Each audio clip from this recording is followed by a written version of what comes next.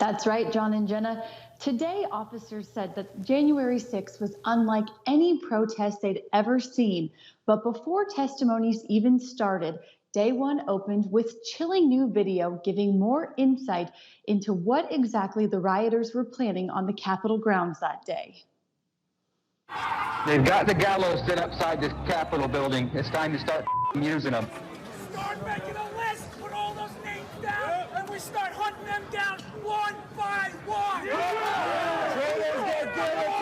Four members of the Capitol Police and Metropolitan Police Departments recounted their experiences. At the hospital, doctors told me that I had suffered a heart attack, and I was later diagnosed with a concussion, a traumatic brain injury, and post-traumatic stress disorder. The indifference shown to my colleagues is disgraceful. The officers described protesters beating them, spraying them with chemicals, and attempting to gouge out their eyes. I too was being crushed by the rioters. I could feel myself losing oxygen and recall thinking to myself, this is how I'm going to die. Some protesters even fought officers while holding flags in support of the police or reading things like Jesus Saves. One officer claimed there were about 150 officers versus 9,000 insurrectionists.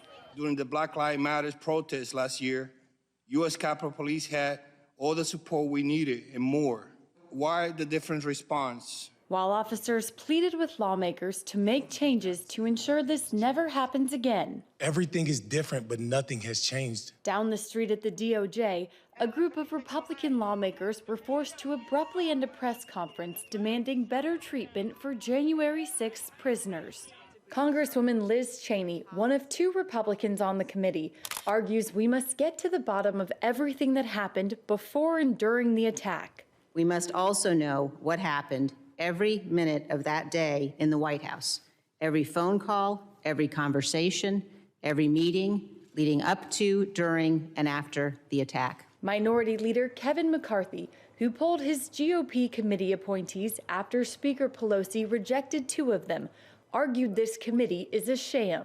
Speaker Pelosi will only pick on people onto the committee that will ask the questions she wants asked. That becomes a failed committee and a failed report. Cheney claims if we don't get to the bottom of what happened and hold those responsible accountable, we risk seeing an insurrection after every future presidential election. John, Jenna.